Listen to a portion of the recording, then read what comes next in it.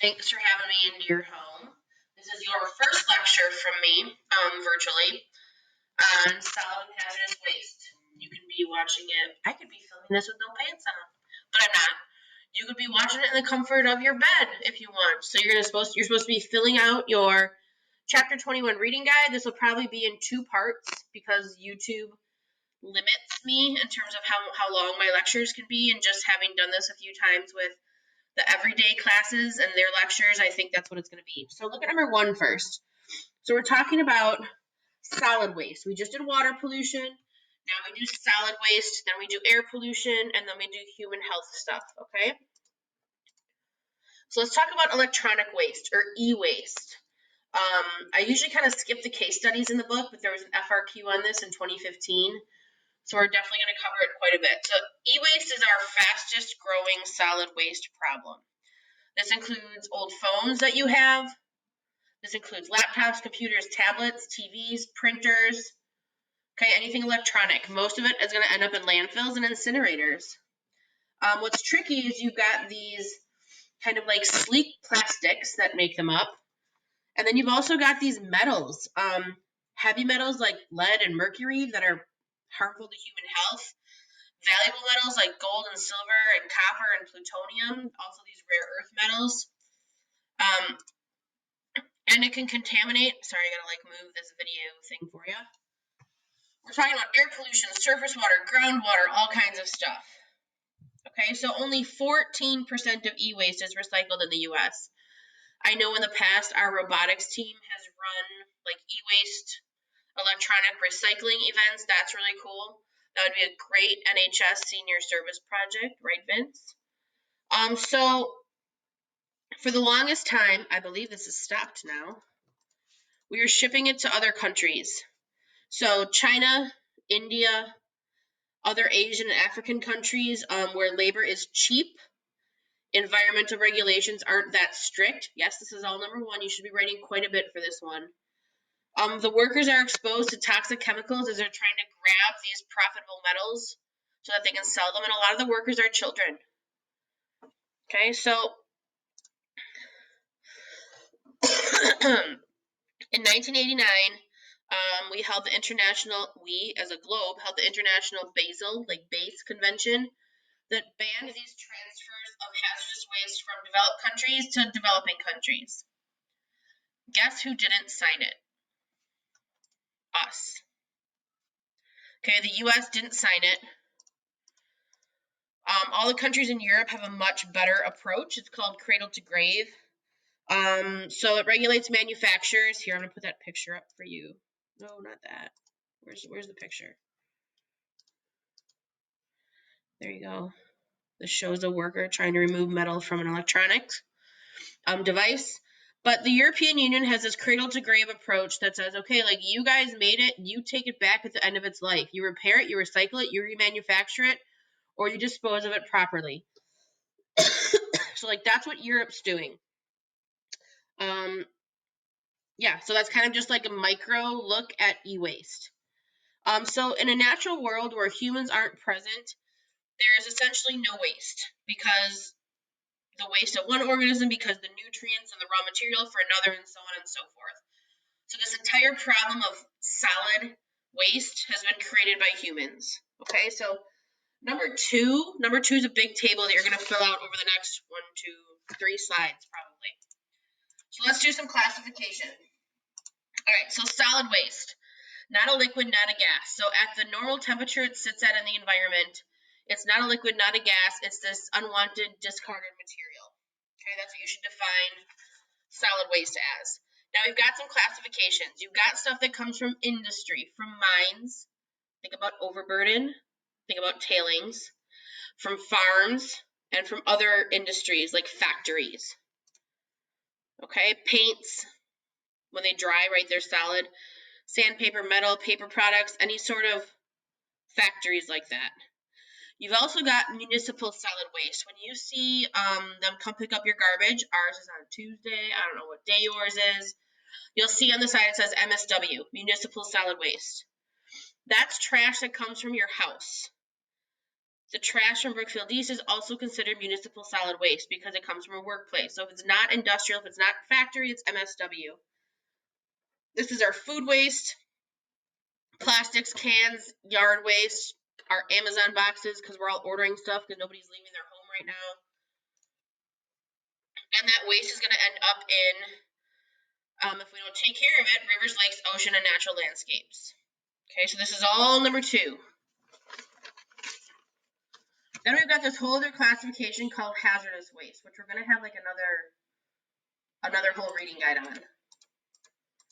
So hazardous waste or toxic waste is something that threatens human health. Car batteries,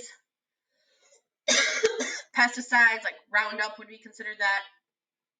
Coal ash, fly ash, when you burn coal, I just lectured on that for the other class. Medical waste, which is going to be a big thing as our hospitals are getting an influx of patients with this COVID-19. Industrial solvents, okay, so they harm human health. So you basically got 3 categories here. Number 1 are the largest 2 classes. So number 1, organic compounds. You don't have to write, what do I have written down for my examples? I think I just have some of the examples from above, but just to explain, organic compounds are solvents, pesticides, something called dioxins, and then PCBs, which we're going to talk about in 2 more chapters, which we used to use on like flame retardant furniture and like tin pajamas, but they persist in the atmosphere. It's a neurotoxin. Toxic heavy metals like lead, mercury, arsenic, and then radioactive waste. So like think about nuclear plants and like how do we dispose of all that waste? We've talked about that. So the next photo you're going to see is a year's worth of solid waste produced by a family of 4 in San Diego. And actually, like, I think that's not that much. Like, a family of 4 only produces that much waste. I feel like it should be a lot more. The recycling items are on the left. All the other municipal solid waste is on the right. So what do we do with it? Well, we can burn it, we can bury it, we can recycle it. Look at number 3.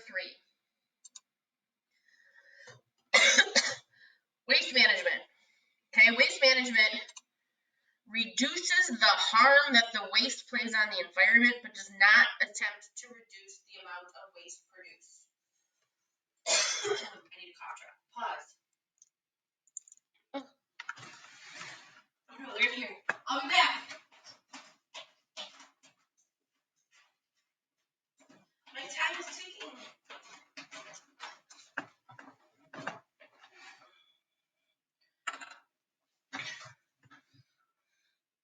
Alright, back. Sorry. I didn't want to keep coughing. It's just a tickle. It's not corona. It's just a tickle. Alright, waste reduction then looks at using less, focusing on the reduce, reuse, recycle, the composting. We're producing much less waste, much less pollution. And then integrated waste management, just like IPM in a couple units ago, is using a bunch of strategies for waste disposal and waste reduction. So if you want to talk waste reduction, number 4, it's based on 4 principles. Number 1, refuse it. Don't use it. No thanks, I don't need a bag, I'll just carry it. Reduce it. Use less of it. Reuse it. Use it over and over. There's a principle of like a metal straw, or if you've ever gone to get ice for me from the union, I've been using the same plastic cup with my name on it for like the last 3 months. Let's be honest, it's probably how Corona's going to spread, is that cup that I've been using. Or recycle it. So let's take this item, convert it to something else useful, or buy products made from recycled materials. Composting. Composting applies to a very specific class of waste, and that's biodegradable waste. So that's food waste, food scraps, eggshells fall under there, and then green waste. It's called green manure, technically. And you're using bacteria to decompose that waste. Okay, so the yard trimmings, vegetable food scraps. So the Simek family does compost in the warmer months when the bacteria are active and it can break down. Otherwise, our compost pile is kind of covered with snow. You use that then, so we're making like this thick, rich kind of topsoil, a horizon, as it breaks down, and it can increase your soil fertility. As it's laid down, slow erosion, help crop yield, and retain water. Going back to the R's, the first three are preferred. They're going to address the input side of it, the waste reduction, the waste prevention. The recycling is kind of our last option because that's now now it becomes waste, and now what are we going to do with it? What do we got for time? I never started it.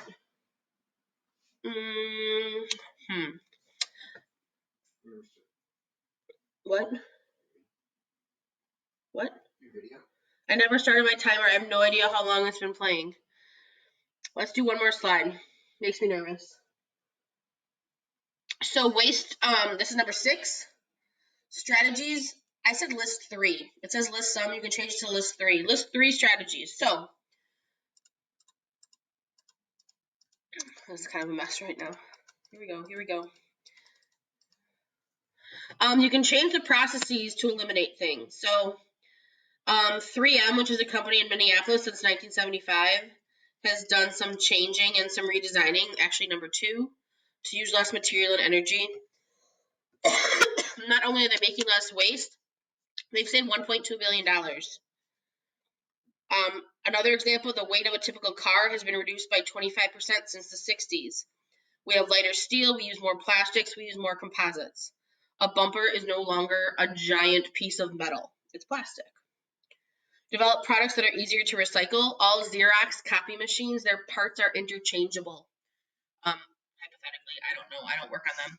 But that's an example I found. Eliminate unnecessary packaging. When you become a parent, you'll realize that every toy that your child gets on Christmas has way too much packaging and is impossible to get into.